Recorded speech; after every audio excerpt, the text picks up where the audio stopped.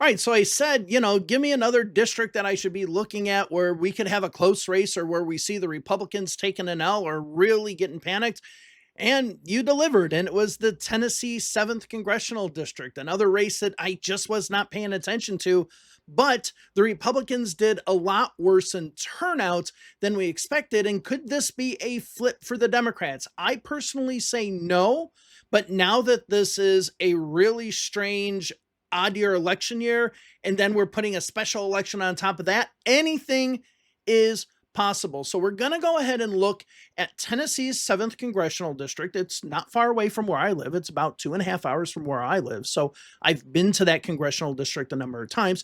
So we're going to go ahead and look at that today because the elections, we had the primary, and in December, we're going to have the actual election for the seat. Now, before we continue, if you like these types of videos, please subscribe to the channel, like, and share the video as well. For some reason, only 50% of my subscribers are actually getting the video. So make sure you hit the little bell notification. You can get that too. And also, if you'd like to do a one-time donation, a super chat, you can do so down below, the little thanks button down below. Any little bit helps for me to keep this channel going. So it's greatly appreciated.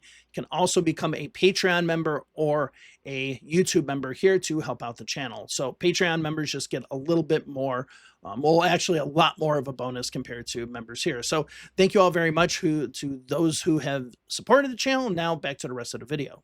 As you can see, according to the news here, turnout was down 75% in Middle Tennessee U.S. House special election, particularly in GOP strongholds. Now, I'll go ahead and link this article down below if you want to go ahead and read it. You can see here, the special election says turnout in the 7th Congressional District was low, but particularly for Republicans. So you can see precincts where turnout was down 85%. You do have some Democratic areas, but you have a lot of Republican areas. Now, if you're looking at this as a Democrat, the good thing is that Nashville area look good for Democrats. The Republicans need Dixon. Dixon is kind of one of their big areas, along with Franklin and what we have here. We're going to delve into the map a little bit, but this is good numbers for Democrats. And I have to say that the Democratic candidate already has a video out, a commercial out for early voting. It'll be interesting to see how the Democrats actually perform in early voting. I'm going to try to keep those statistics up, but let me go ahead and run the commercial that she has. Here we go. I'm Afton Bain. We all know the system is rigged in Washington. Here's how it works. Politicians make it easy for their rich donors, tax cuts for billionaires, and burying the Epstein files, while hardworking Tennesseans get a rough ride by cutting health care for Tennessee families, doubling health insurance premiums, and tariffs that hurt our economy. I'm Afton Bain, and I approve this message. Vote early to shake up Washington. All right, so I just love that commercial because it kind of encapsulates everything. I think it is well done. It is voter-centered instead of candidate-centered. And I think a lot of Democrats that end up losing focus so much on, what the candidate has as far as qualification instead of actually talking about the problems that the voters have. So Armandani exactly did that. He said, I'm worried about your problems, what you're going through. I'm in the state assembly. I'm qualified enough to run, but it's about you. It's not about me. I like this commercial. Let's see where it goes. So the important thing is today in the 7th Congressional District, early voting starts. So as I said, I'm going to try to keep up with those statistics in the state of Tennessee. They do not register by political party, but I'm going to see what kind of model that I can make to determine this. The only problem is with a congressional district, we don't have as many counties, so you don't have as many data points, which means the models for nowcasts can be inaccurate. The less data points you have, the more inaccurate it can be. If you have one data point, you're just basically repeating the results. So I'm going to see if I can get some precinct level data and see how accurate we can get with that. Now, let's go ahead and look at the primary election, which happened a week ago, or a week and 1 day ago, on November 6th. If we look at where the Democrats and Republicans have their stronghold, which we'll look at the map in a second, you can see that they're different areas. Now, if we look at let's go up to the Republican primary first, we had 36,862 people vote in the Republican primary, whereas we had 31,024. Now you might be saying, well, Dave, 31,000 is less than 38,000, or 36,000, 37,000. Yes, that is true, but these should be much more. There should be a huge divide. This is a strongly Republican. I wouldn't even say strongly Republican. It is a Republican district, but with a little wink and a nudge, maybe the Democrats can win it. So if we look at Matt Van Epps here, you can see, as I mentioned, Dixon County is probably where the Republicans will expect to be able to get a lot of the vote, and Franklin County or Williamson County as well. That's where the city of Franklin is. That's south of Nashville.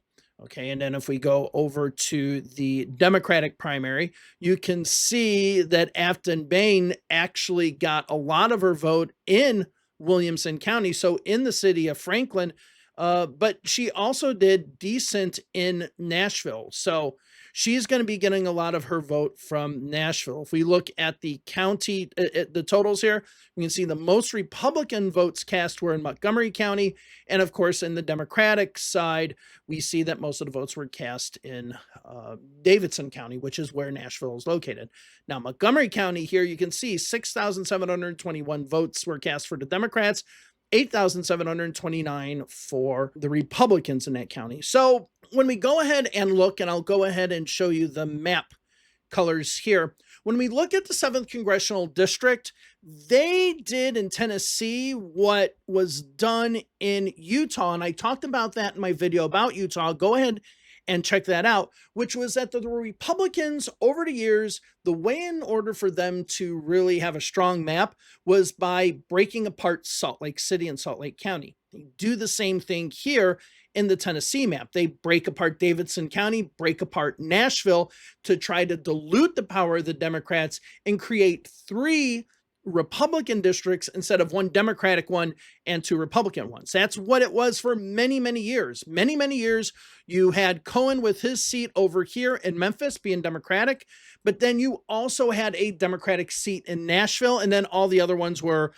in modern times, Republican. So you are seeing Nashville being divided here. So I'm going to make this a little bit more transparent here so you can get a look. All right, now I'm going to take the map colors off, and you're going to see how blue this area is, and you can see how they're actually dividing it. So you got this peach color right here. This is the 7th Congressional District. So you can see how blue all of this area is. All right, so they are significantly bluer. Now let's go ahead, and I'm going to give the map colors back.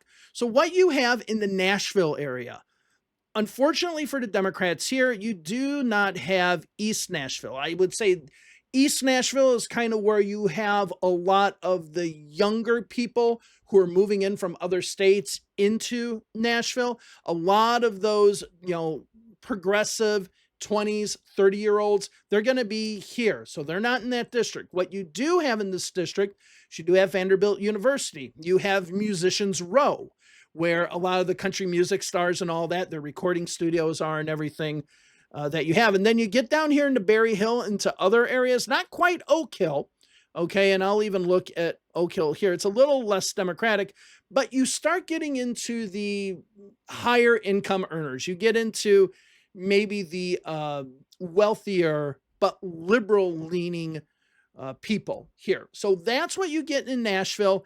And it does, as soon as you go north, you still have a lot of Democrats in North Nashville. As a matter of fact, let's go ahead and look at the maps. You can see it includes a lot of North Nashville. They have some more African-American voters and others up in that area. So Nashville is going to be the key for Democrats. There's also another key as well. That is Clarksville. So Clarksville is part of this district. So Clarksville, I would say, is pretty much between, you have poorer parts of Clarksville, but then you have a pretty good, I would say, affluent middle class, okay? And that will be up in this area along I-24, but you also have a university here, more likely a Democratic area. Now, another area that we've talked about when I was talking about the results was Franklin. As you can see, and I'll put the opacity up here, you can see Franklin is much less Democratic, but this is a kind of area that is somewhat primed to start trending in other ways. This area in and around Franklin, where you got the mall here and in other places as well, um, are starting to look more and more Democratic. But it is one of those places that the second you get out of Franklin, you get into deep red territory. That's why we do see this deep red. And then the rest of this congressional district is going to go very Republican. So, what do the Democrats need to do? Well, the Democrats, in order for them to win this election, they need to run up the totals in Nashville, right? I mean, all of it, if I were the Democrats, I'd concentrate on two places: Clarksville, Nashville, get as many votes out as possible. Don't worry about persuasion throughout the rest of the district. Don't try to persuade people, whatever. Just turn out, turn out, turn out, turn out. Because let's go back to the report here. If we had this low turnout, turnout was down 75% in Middle Tennessee, especially or particularly in GOP strongholds, it's a turnout race. And in a low special election, can the Democrats win a turnout race? Yes, especially with the Republican morale so low. This is a possibility. And let's go ahead and look at the statistics when we're on days redistricting here. We can see the 7th district here, 55% Republican to 42% Democratic. So we're not talking about a hugely Republican district. We are talking about a Republican district nonetheless, but with the correct circumstances, the Democrats could flip this. Now, the question becomes, can the Democrats hold this in a regular midterm election? Probably not.